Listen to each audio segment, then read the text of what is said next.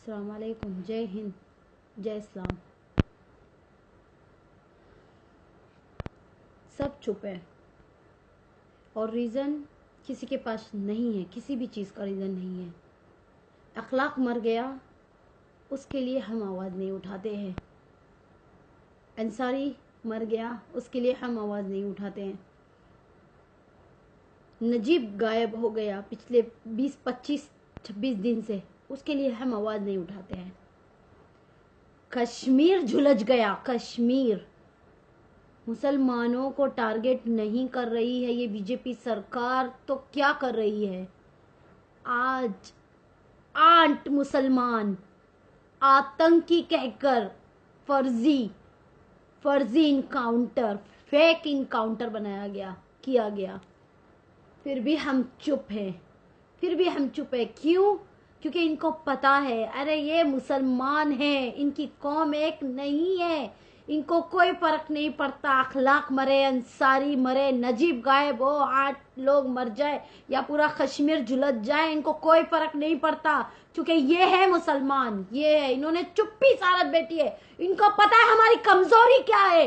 कोई आगे नहीं आएगा, इनको पता है। इनको दबाओ, शरीयत में दखल दो, इस्लाम में दखल दो, लेकिन कोई आवाज नहीं उठाएगा। इनकी कौम एक साथ नहीं होगी, इनको पता है ये सब। और ये सब सिर्फ और सिर्फ तुम 25 करोड़ की वजह से हो रहा है। ये सिर्फ और सिर्फ, ये दबाएंगे और हम दबेंगे, ये मारेंगे और हम मर जाएंगे, ये फेक इनकाउंटर करेंगे और हम इनकाउंटर में फेक, हम एग्री करेंगे, हाँ ये इनकाउंटर हुआ, हाँ ये हुआ। क्यों? क्योंकि हम हमारी कौम के लोग एक दूसरे के साथ सहमत नहीं है, एक दूसरे के साथ नहीं है। ये मोदी सरकार यही निर्माण लाना चाहता था, ये मोदी सरकार का निर्माण है। ये आरएसएस के बोलने पे आरएसएस का कानून चलाते हैं, ये कोई संविधान का कानून नहीं चल रहा है। किधर है जवाब? मैं पूछती हूँ, किधर है संविधान का कानून? सिर्फ मुसलमानों को तुम टारगेट कर रहे हो, सिर्फ दलितों को टारगेट करोगे, गरीबों को मरवाओगे। हर एक जगह पे आज इस्लाम के शरीयत में मोदी सरकार बीच में आ गई। पिछले 70 साल में नहीं हुआ, कभी कांग्रेस ने हमारे साथ ऐसा नहीं किया। अरे तुमको जिससे लड़ना है तुम लड़ो, तुम उनसे लड़ो जो तुम्हारे दुश्मन है। अरे मैं कहती हूँ, आतंकवादियों को तुम उड़ा के नहीं मार सकते, लेकिन हिंदुस्तान के ही आतंकवादी तुमको दिखाई देते हैं। मुसलमान, तुम्हें बाहर के आतंकवादी दिखाई नहीं देते हैं। जो पूरे सैनिकों को मार के चला गया, वो आतंकवादी नहीं था। उसके लिए तुमने जो भी स्ट्राइक, सर्जिकल स्ट्राइक की थी, उसके कोई सबूत तुम नहीं दोगे। तुम ऐसे मरवाओगे सबको, ऐसे मारोगे तुम, मोदी सरकार ऐसे मारोगे। और ये हमारी कौम, तुम देखो, हमारी कौम है ये, तुम देखो कौम वालों, तुम देखो। अरे पहले 1 को मारा, 2 को मारा, 3 को मारा, आज 8 को मारा, कल 20 को मारेंगे, परसों फिर 500 को मारेंगे। फिर भी तुम चुप रहोगे, फिर भी तुम एक नहीं आओगे, तुम रास्तों पे नहीं आओगे, तुम आंदोलन नहीं करोगे, तुम चुप रहोगे। तुम अंधे हो, मुसलमान बहरे हैं, इनको पता है, तुम्हारे दुश्मनों को पता है कि हम कितना भी इनके साथ जुल्म करें, ये जुल्म बर्दाश्त करके ही रहेंगे।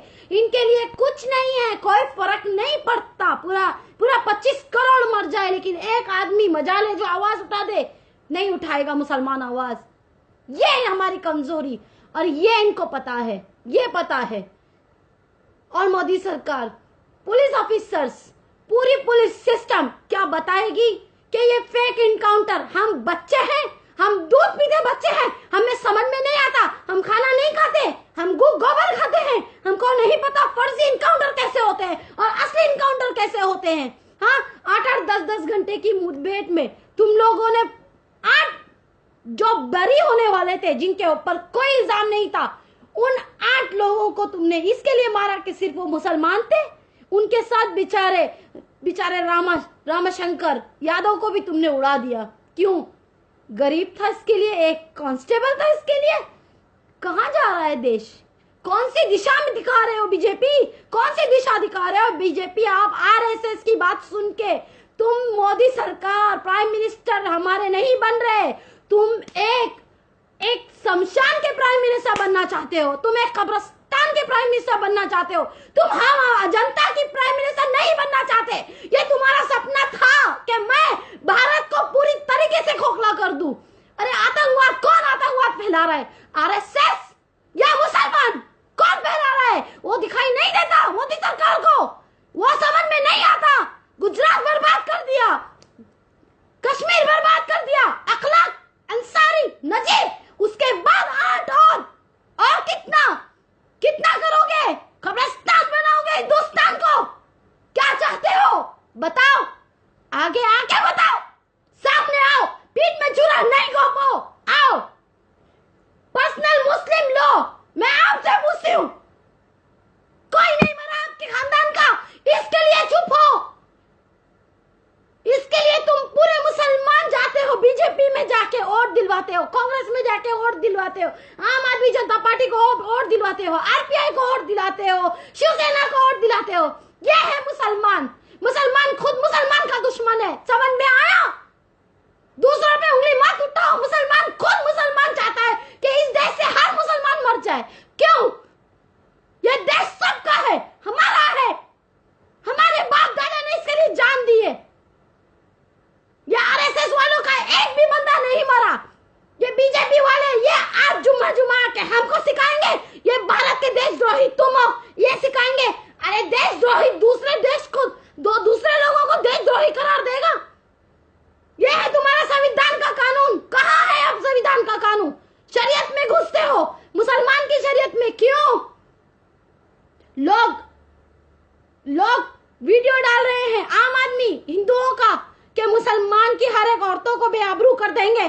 तब मैं पूछती हूँ, मोदी सरकार को दिखाई नहीं देता? अंधी हो गई है मोदी सरकार? दिखाई नहीं देता, सुनाई नहीं देता, बहरा है? मैं पूछती हूँ, और कितना चुप रहोगे मुसलमान, कितना चुप रहोगे? एक आदमी हिंदू राम राम कह रहा है और कह रहा है कि हर एक मुसलमान को मैं, हर एक औरत की इज्जत लूटूंगा, बेआबरू करूंगा, फिर भी चुप है मुसलमान। क्यों? इतनी इज्जत सस्ती है हमारी औरतों की, क्यों चुप रहोगे? इतनी इज्जत सस्ती है हमारी। कोई भी आके नाफिकार ये कहेगा कि मैं मुसलमान की औरतों को बेआबरू करूंगा, उसका रेप करूंगा, उसके साथ शोषण करूंगा। जब मोदी सरकार को दिखाई नहीं दिया कि वो आतंकी है, साध्वी प्राची आके कहती है कि जाकिर नायक का सर काट के बड़े झाड़ पे लटका दो, हिंदुस्तान के 50 लाख दूंगी।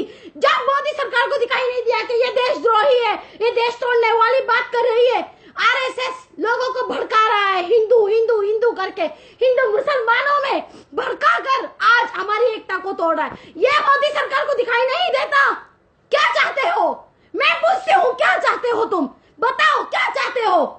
सामने आओ, पीठ पे वार नहीं करो, सामने आओ, बीजेपी सामने आओ। ये है तुम्हारा निर्माण। अरे इससे अच्छी तो कांग्रेस थी। कम से कम हम गरीबों पे तो उसने जुल्म किए, लेकिन हमारे लोगों को, बेगुनाहों को मारा नहीं, झूठा इल्जाम नहीं लगाया।